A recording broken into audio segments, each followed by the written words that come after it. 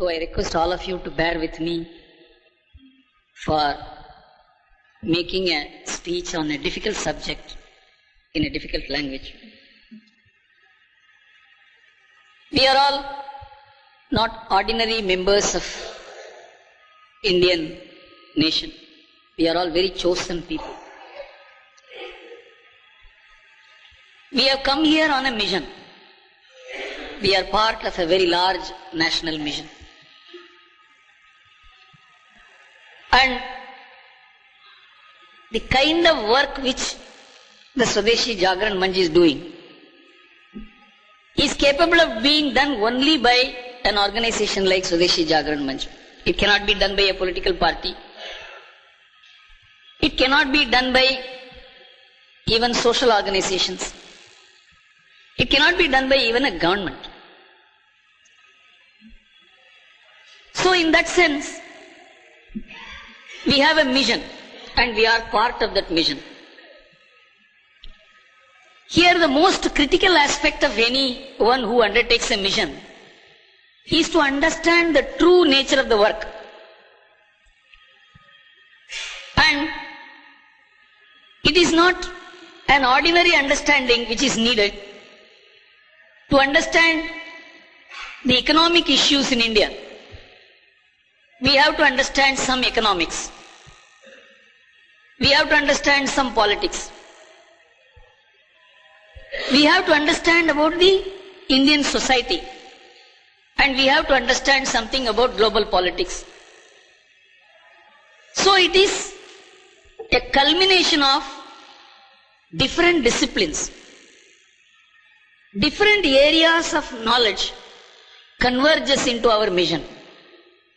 That is why I said the subject is difficult. We need people who can understand this subject and articulate it. Take this message to the people in their respective languages. So this is where I am falling short here. I am not able to present this subject in any language other than Tamil or English. And here I have to do this in English. Now, it is more than a decade since we started this great work. It was started in the context of a certain situation which arose in 1991. All of us know that suddenly the Indian economy was opened and the dictates of IMF, World Bank and the Western countries forced India into a U-turn. We have been proceeding in a certain way from 1950. It is not that that way was correct. The socialist way was not the correct way for India. But still we were proceeding in a particular way. But once socialism collapsed at the global level in 1990-91, we were made to take a U-turn. You can understand if you are going in a motorcycle and if you have to take a sudden U-turn, how risky it is. Your U-turn will have to be a very big U-turn. The world is round. But when you travel along the road, you don't see the world is round. You always see it is straight. So even a U-turn will have to be so made that at every point it looks straight. That means you need time to adjust. But without any kind of time which the Indian economy needed, we were made to immediately shift from one method to the other, and globalization came in immediately in 1991. And the Swadeshi Jagran Manch was born to avert the danger to which this country was exposed. And so we had to respond to whatever the government was saying, the newspapers were saying, the economists were saying, IMF and World Bank were doing. But there was also a tremendous amount of advantage which resulted because of the challenge we were made to face. For the first time, many of us began studying what is happening at the global level. What is happening in America, what is happening in Europe, what is happening in Japan. How different countries are facing this situation. We began studying them. And we began studying about India. What is the real strength of India? What is the difference between the Indian situation and the situation in Western countries? We began studying them. We began studying where our policy makers are doing the right thing or the wrong thing. We began studying the government closely.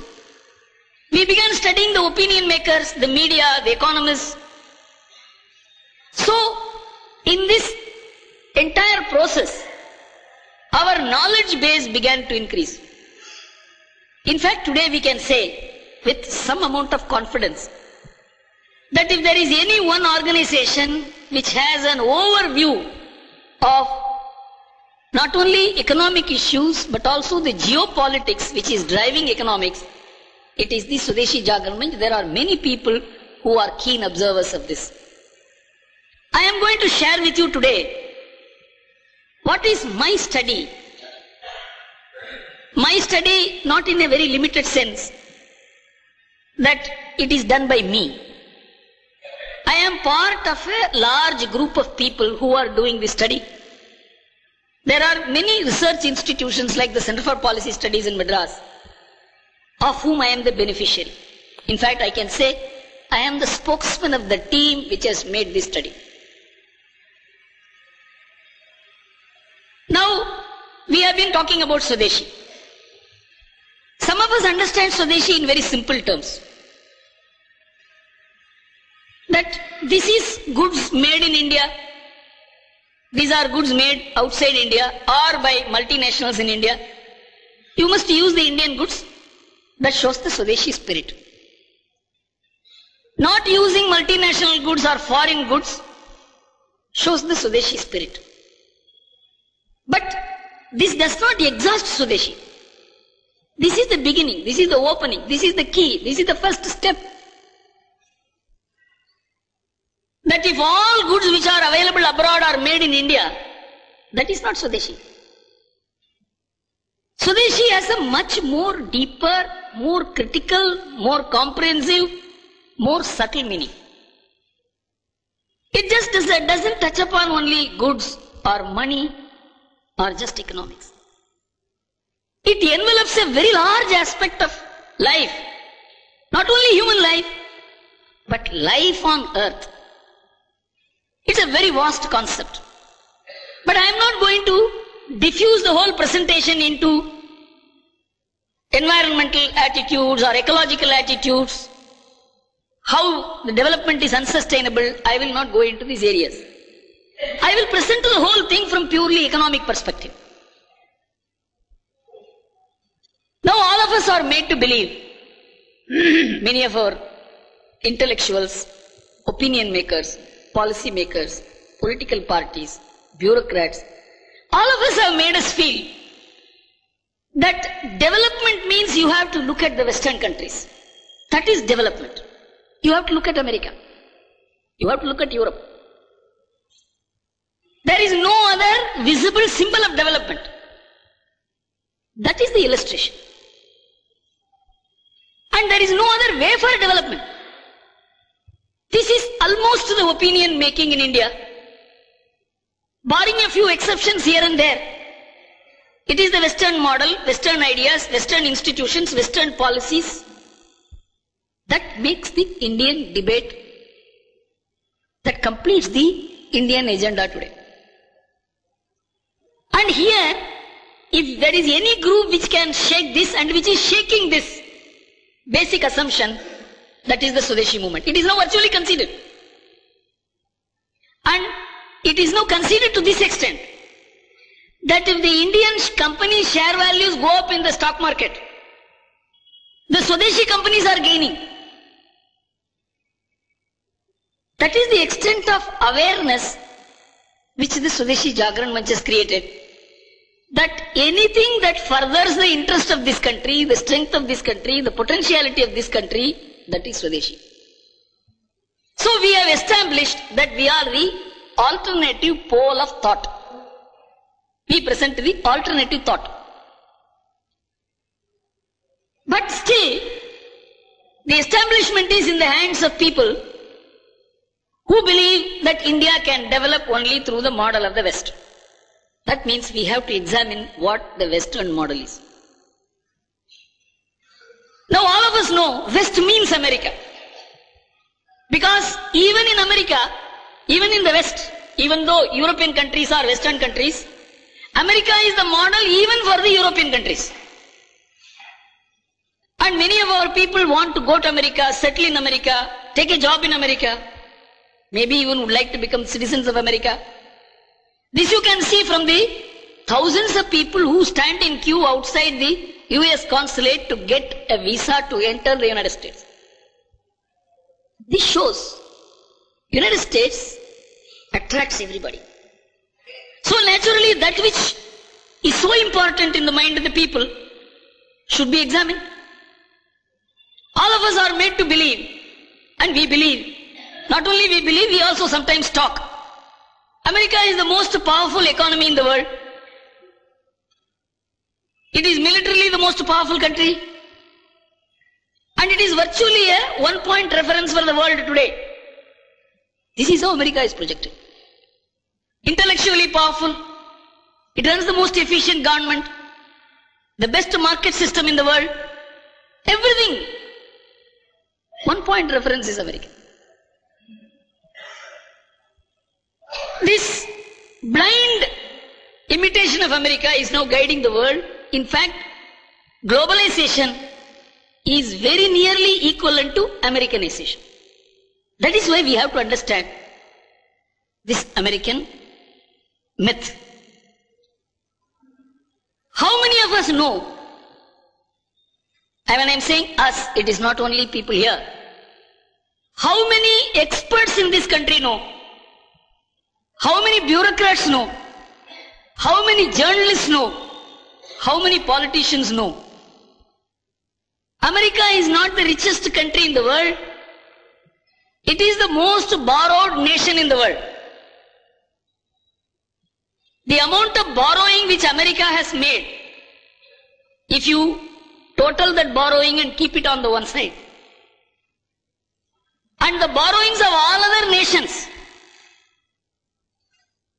are added and kept on the other side, the amount of money America has borrowed is at least 20 times more than the amount of money all other nations have borrowed.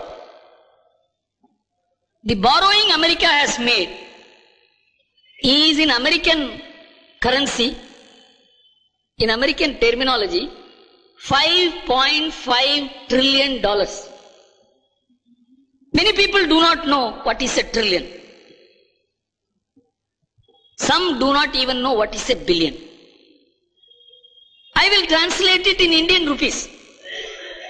The amount of money America has borrowed, if it is translated into Indian rupees, it is 2,75,000 crores. You can understand what it is. It is not that they have borrowed and stopped borrowing. They are borrowing every day. In fact, there is one name in America, Alan Greenspan. This Alan Greenspan has emerged as a cult figure.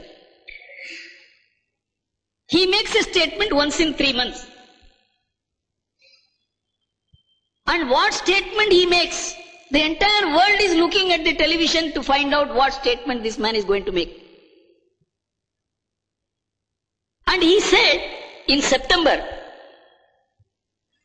that if America has to survive, every day America has to borrow 10,000 crores from other countries. Every day, 10,000 crores. If America cannot borrow this money, the American economy will have to close down. This is his statement. Why America is borrowing this money? All of us know in 1991 we had a problem. What was that problem? The foreign exchange crisis. We just did not have foreign exchange at all. In fact, next month's imports we couldn't pay. We had to pledge our gold to get some money. Just like a householder pledging the jewel of his wife. You can understand what could be the state of that family. That was the state of the Indian economy, the Indian nation in 1991. when we had to pledge our gold to get some money to pay for imports. Our imports were more than the exports. But it is not by a huge margin. But you know what is America's imports as compared to their exports? Every year, America's imports exceed their exports by $440 billion. $440 billion. It is approximately 34 lakh crores. Their imports are more than the exports. And if you import more and export less, you have to pay for it. For which they don't have the money. Who gives them the money? There are countries which lend money to America. Japan is the country which is lending the maximum to America. They have lent something like $3 trillion, which is 150 lakh crores is the amount which Japan has lent to America. Many people can ask this question. Why Japan is lending to America? How Japan is able to lend to America? I will come to it after saying who are the other people who are lending money to America.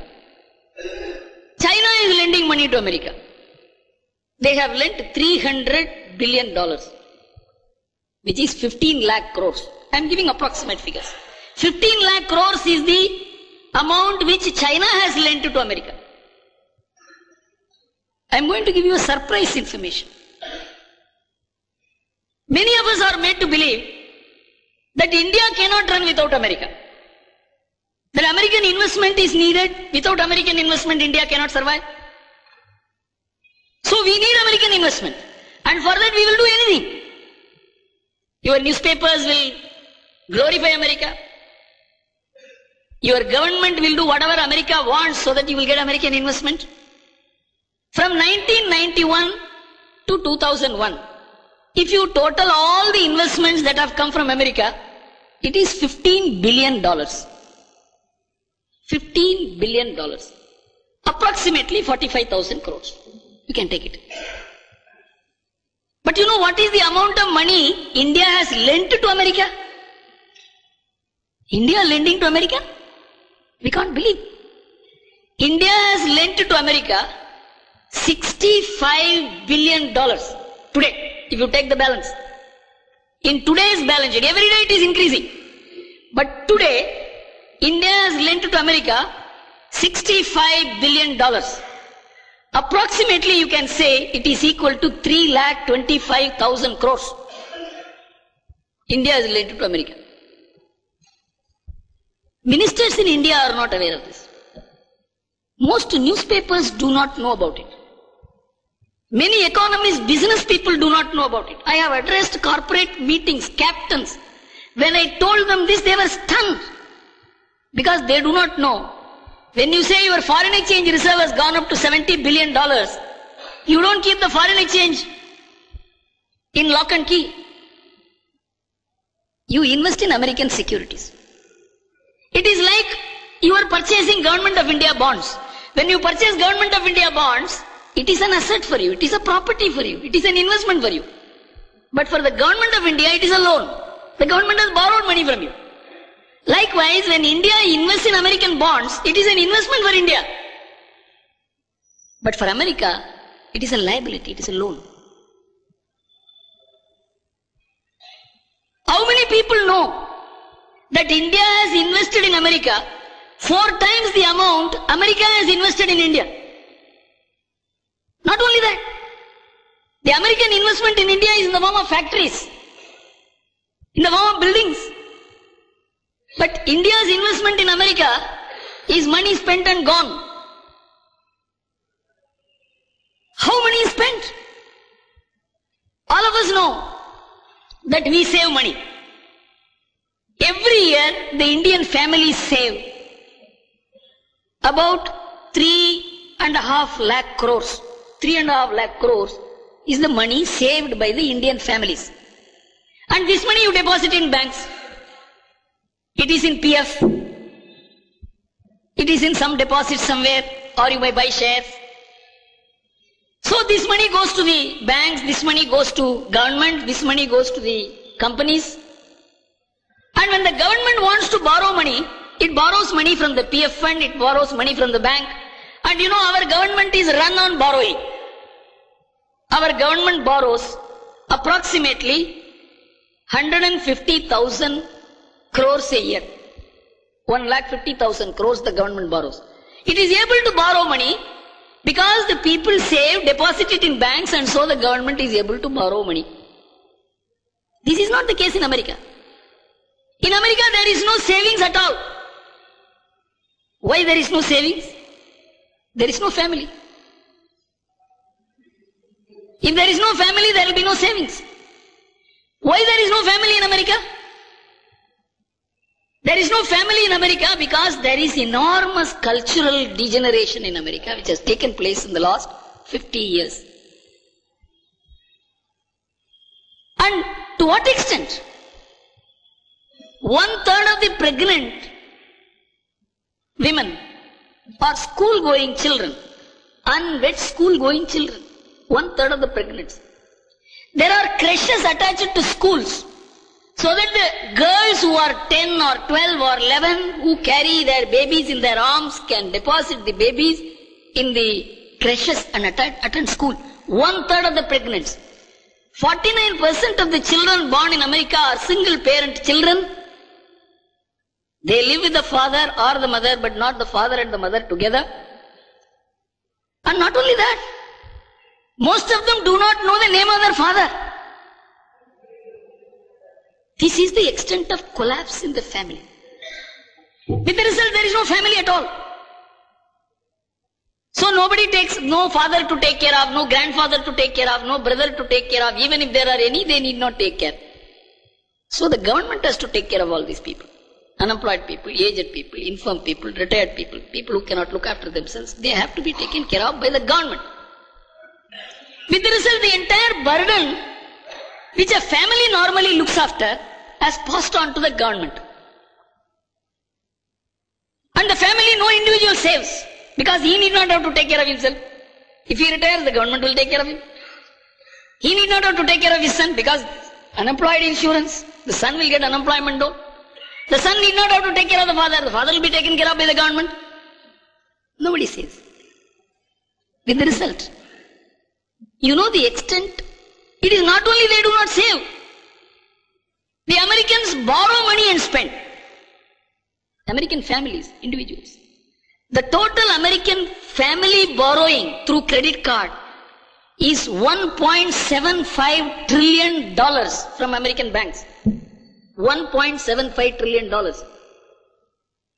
$1.75 trillion means 87.5 lakh crores is the amount which the American people have borrowed from the American banking system.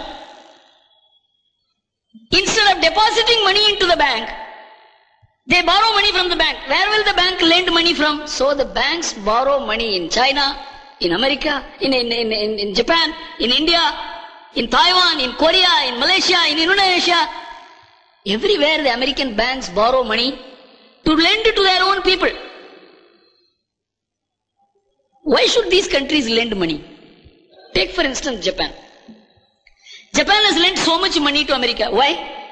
Because Japanese economy is based on their exports. Japan exports to America more than America exports to Japan. Japan exports a net surplus of $120 billion. America will not import unless America has money. Somebody has to lend money to America for America to import. And unless America imports, Japanese industries will close down. So Japan lends money to America and asks America to buy its goods. It is like a shopkeeper. He doesn't have people who will buy the goods. So he calls people on the road and tells them, I will give you money, you buy goods from me. This is like the shopkeeper lending. You must understand the horrendous picture that emerges in the world. Why is this picture emerging? This is where the idea of Swadeshi will emerge in your mind. How is it that Japan is able to lend 150 lakh crores to America? Very simple. The Japanese people save. Why America borrows?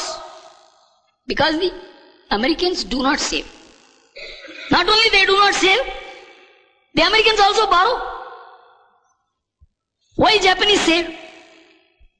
Because there is a family system in Japan. And in the last 10 years, Japanese economy has been coming down. And American economists, even many Japanese economists, World Bank, IMF, all of them began telling Japan, your economy is coming down because your people are not spending, they are saving. Unless your people spend money, Japanese economy cannot grow. So you must make your people spend money. This is what the advice economists gave, World Bank gave, IMF gave, even Japanese economists also gave this advice. So the Japanese government began asking the people to spend money. They were not spending money. So they were giving an interest rate of 5% on deposits. They said if you cut the interest rates, then people will naturally not have the incentive to save. They will begin spending. So they cut the rate from 4 to 5%. The Japanese did not spend. Then they cut the rate from 4 to 3. Even then they did not spend. From 3 to 2, they did not spend. 3 to 1, they didn't spend. Then the Japanese government said, if you deposit money in banks, we won't give you interest. Even then they did not spend. Then they said, no. If you want to deposit money in bank, you should not only give deposit, you should also give us a fees to keep your money. Even then they did not spend. It is because of a strong family life. Where there is family, there will be savings. A saving economy will only grow slow. This is the modern economic view. So you must make the people spend. American economy grows fast. It becomes a super economy. Why? People spend. But there is a limit to spending. Somebody must give you loan for you to keep on spending. Now in America this question has arisen. How long the world will continue to lend us money? This question has arisen in America. That is the statement which Alan Greenspan made. That a time has come when the world is not going to lend money to America because the faith in America is going down for two reasons. One, everybody thought America is a stable, mighty, military country. Nobody can shake America. The September 11 attack has completely shaken that. If America is afraid of terror, it is not because just loss of lives. They also know one more terror attack in America means people who have invested money in America will pull their money out. That will be the end of the American economy. Once this process reverses, there is no America. America is not saving. Americans are not saving because there is no family. In India, we save 3.5 lakh crores a year. 350,000 crores a year, I told you. It is because of a family system. In America, the economy is consumption driven. In fact, I was in Los Angeles. One of my American friends, he's a doctor, he's a Catholic, very firm believer. He told me, Mr. Gurumurthy, you look at our damn country. This country runs only because of retail stores. If the retail stores are closed for 1 week, our people will not know what to do. They survive only by buying and by borrowing and buying.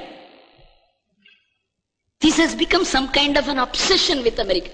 You know, in every country there is something called investor confidence. Investor confidence index will be there in India, in Japan, in Germany, in France, Italy. In America, what drives the American economy is not the investor confidence, but the consumer confidence.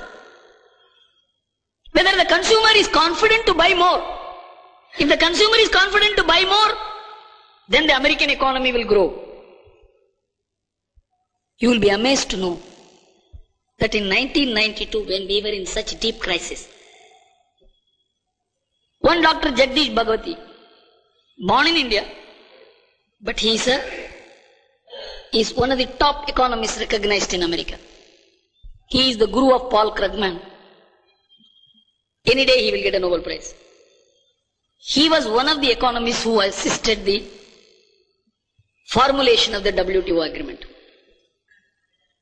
The government of India brought him and sought his advice. Please tell us, we are in a mess. How can the Indian economy be stabilized? How can we begin growing?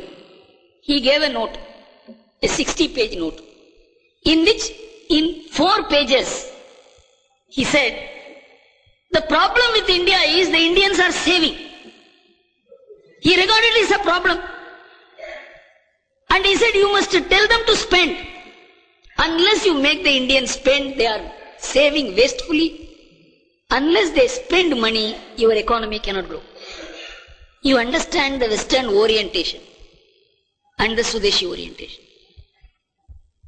In the Swadeshi view of life, even the family of a businessman will be run only on the principles of Dharma. Family. He may not run the business on Dharma. And the mother. The American government has to give an allowance for that family. You believe 49% of the American families are receiving this money from the government. American government has constituted 3 commissions because they believe by 2011, if the American government continues to undertake this responsibility, the American government will become insolvent. So they want to find an alternative to that. Every commission said this should be privatized. And every commission also said it cannot be privatized. You know why? Because you cannot create families. You cannot pass a government order from tomorrow onwards, all of us will be families. It's not possible. In fact, the American government has passed a law. If husband and wife live together, they will get tax concessions. But you know, no woman would like to live with a husband whom she doesn't like simply because there is tax concession. Law cannot correct it. Families are sustained on principles of Dharma. And the position in many Western countries is much worse than America. So I asked my friend, can this burden be privatized in America, in Germany, in Italy, in France, in Sweden? In America, the social security burden is 30% of the GDP. In Sweden, it is 65% of the GDP. You can't believe. In Sweden, 65% of men and women live together without marriage, anybody with any length of time, so that 70% of the children born do not know the name of their father. With the result, the government has passed a law in April 2001 that anyone above the age of 58 can appoint a clerk to look after himself, and the government will pay the salary for that clerk. You can understand the collapse of the family and the community in those countries. So when I asked my friend, is it possible to privatize this burden? He said no. I said, it has been privatized in this country. It is the families which look after all this burden. If all Indians decide to disown their parents, grandparents, widowed sisters, unemployed brothers, unemployed sons, and ask the government to take care of them like Americans, the entire budget of the government of India will not be sufficient to provide 2 square miles for 60 crore people. He told me. I told him one thing. This privatization has not been done by the government. This is done by our culture, by our tradition, by the dharmic way of life. Nobody thinks his parents or grandparents or brothers or sisters is an economic burden. See the bhava, the difference in attitudes. You can't create it. But as Francis Fukuyama said, you can destroy it. You just announce tomorrow, let Vajpayee ji stand up and announce that in this country, the condition of the old people is so poor. I will give 1,000 rupees pension per month to all people above the age of 60. Every family will pack the people above the age of 60 and send them to the government office. So the government can destroy the respect for the elderly people. can destroy the family's integrity by introducing money within the family. But it cannot recreate it. Swadeshi is founded on this.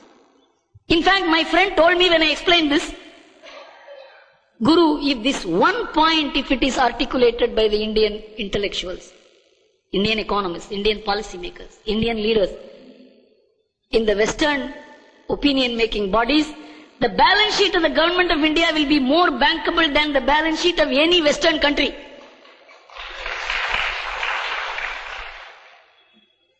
That is the basis of Swadeshi. Very strong foundation. Community looks after law and order here. You know the amount of violence in the West?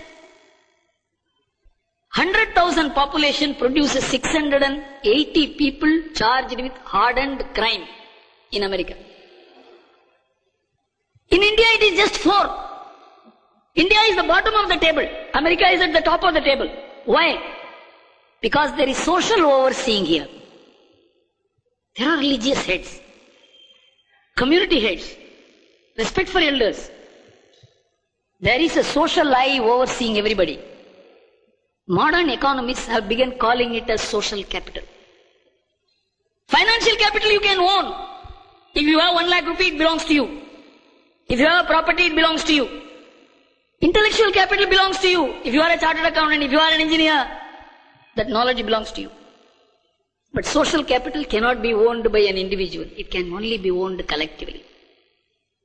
We have that social capital. The social capital can be destroyed by the state. It can be destroyed by the market. It can be destroyed by Western influence over India. But it cannot be created by any mechanism. See the dimensions of Swadeshi. It's not a question of whether some goods are sold in India from abroad. It's a very trivial affair. It's a much larger issue. This is the mission we are working for. I have given a, maybe incoherently, a direction towards it. It's a massive concept. 1/6 of humanity cannot be run by market. It cannot be run by state. It cannot be run by policies. It has to run itself. And we have to tell the society this. We must tell this society, you are a great society, you are doing this. This society is being trivialized. It is being told you are useless. Just as our findings show, even in the field of economics, the Tirupur people who are exporting 5,000 crore worth knitwear garments never thought they were doing something great. Till we went and told them, you are doing something great. Afterwards they felt they are doing something great. And the ministers in the government do not know. In fact, one minister asked me, you are talking about Tirupur. What are they doing? 5% of India's exports is being done by a small place. Boston University sends a team to study this. The government is not aware. The media is not aware. That is the strength of India.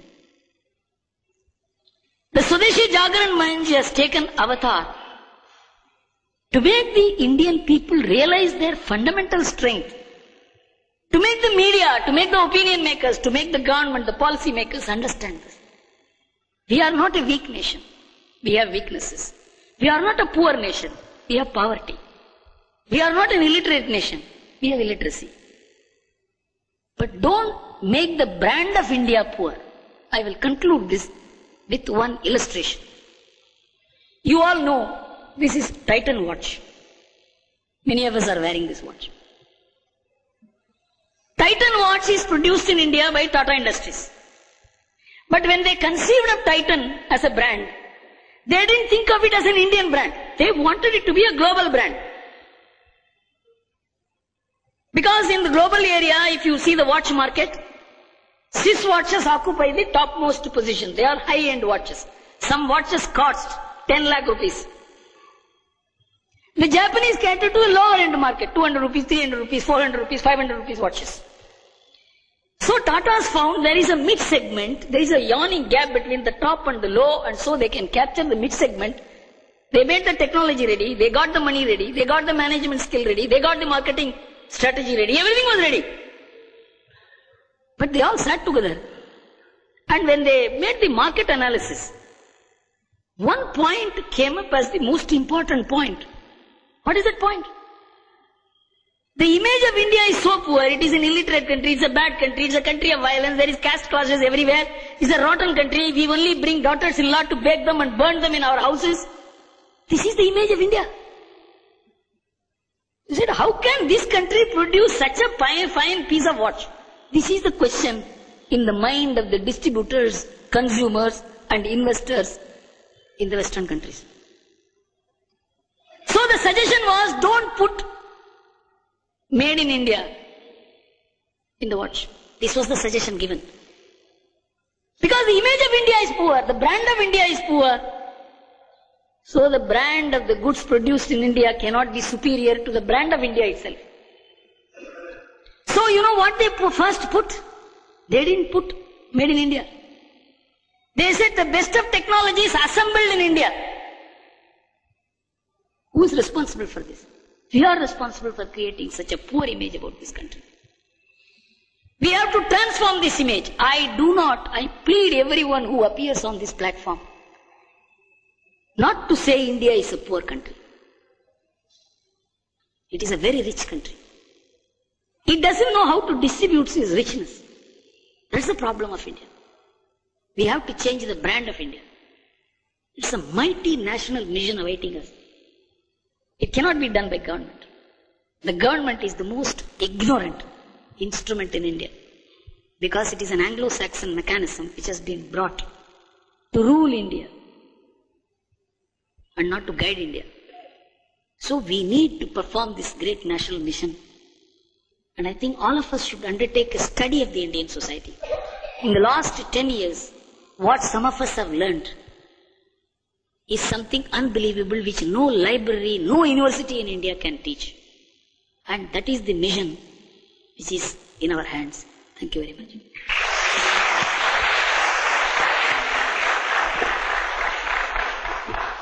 Pablo.